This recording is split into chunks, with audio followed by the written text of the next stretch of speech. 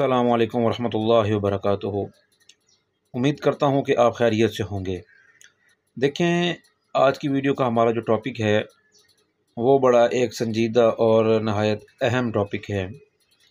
सबसे पहले तो आप ये याद रखें कि जिस शख्स से दिल मुतमईन ना हो तो ज़बरदस्ती निकाह तो नहीं करवाया जा सकता, ना ही ज़बरदस्ती शादी करवाई जा सकती है।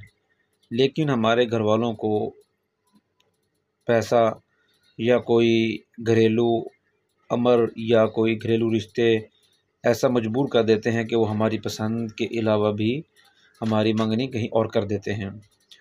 तो सबसे पहले आपने जो कदम उठाना है वो ये उठाना है कि अपने घर वालों को आप गाइड करें और उसके बाद आप मुसलसल 7 दिन तक इस्तिखारा करें।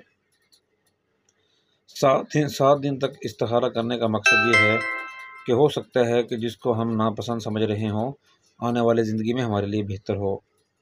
आप ख़ुद इस्तिखारा ना कर सकें तो किसी घर वालों से भी करवाया जा सकता है।